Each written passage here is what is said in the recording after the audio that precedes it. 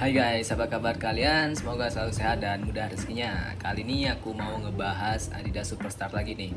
Tepatnya Adidas Americana versus Superstar. Sebelumnya aku emang pernah bahas tentang pengalaman unboxing video ini sih, dan dapatnya apa aja itu ada di part 1 ya.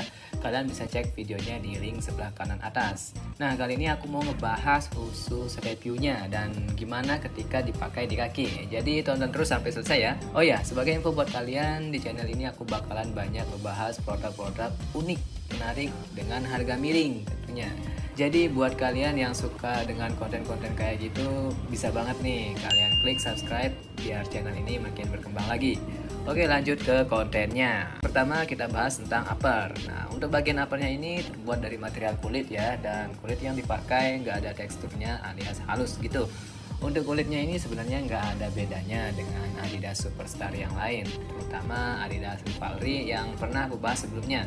Di bagian ini juga ada strip 3 ya, khas Adidas yang warna biru dan oranye kayak gini. Yang kalau dilihat dari kejauhan ya udah jelas banget kalian sedang pakai Adidas guys. Dan ini bisa nambah tingkat kepedean orang yang pakai sepatu ini. Lanjut kita ke bagian tang. Di bagian luarnya ini terbuat dari kulit yang sama dengan uppernya. Kemudian ada tulisan dan logo Adidas kayak gini. Sementara di bagian dalamnya ini sudah dilapisi oleh spons biar kaki kita nggak sakit pas dipakai. Tapi ya tetap aja.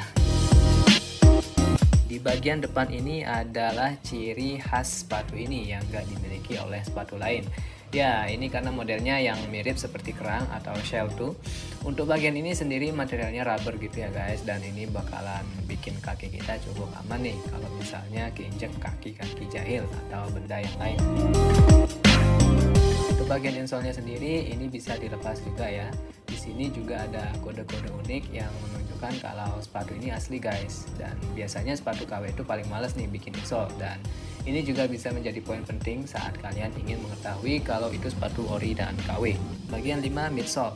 Di bagian rubbernya ini terbuat dari karet yang cukup tebal nih guys. Di sini juga ada jahitan ya supaya uppernya ini nggak cepet kebuka dari midsole-nya. Ini menurutku bagus sih, karena biasanya sepatu itu kalau udah sering dipakai jadi menganga gitu kan.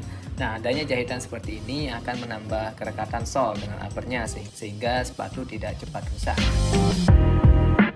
Untuk outsole-nya sendiri juga sudah terbuat dari karet dengan pola seperti ini. Nah, outsole-nya ini itu ngegrip banget. Jadi kalau kalian bawa ke mall yang lantainya licin, ini tuh nggak ada masalah sama sekali. Meskipun sepatu ini cukup keren, tetapi terdapat hal annoying yang aku temuin. Ya, yang pertama itu karena material luar tangnya ini yang di bagian luar itu terbuat dari kulit yang sama dengan upper. Ya, kita tahu kulit yang digunakan sepatu ini cukup kaku, dan ketika ini diaplikasikan ke tang, maka hasilnya tang pun menjadi kaku guys. Meskipun di dalam tang sudah dilapisi oleh spons, tapi itu juga nggak banyak membantu ya, karena kita kan sering nekuk gitu, dan kalau nekuk dan ini keras itu tuh agak gimana gitu rasanya, agak sakit gitu. Apalagi ini adalah sepatu santai buat gerak yang fleksibel. Kemudian yang kedua, kekurangannya berat dan kaku ya. Sepatu ini cukup berat, padahal kelasnya ada di sepatu casual yang lebih sering digunakan untuk aktivitas sehari-hari. Kombinasi antara material kulitnya yang keras dan outsole-nya yang berat membuat sepatu ini jadi agak kurang elastis, sehingga tidak disarankan untuk menekuk kaki ketika menggunakan sepatu ini. Pakai sepatu ini tuh jadi berasa kayak pakai pantopel gitu.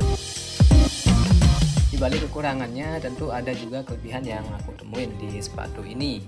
Yang pertama adalah desain unik dan timeless. Ya, desainnya yang unik ini emang udah jelas banget Adidas punya. Ya, gak ada sepatu lain yang memiliki desain seperti ini. Terlebih lagi bagian toe-nya yang berbentuk kerang membuat sepatu ini menjadi Adidas banget. Bahkan sejak kemunculannya sampai sekarang desain sepatu ini masih tetap punya ya. Kemudian yang kedua, harganya terjangkau. Nah, untuk brand Adidas Superstar yang satu ini harganya cukup terjangkau.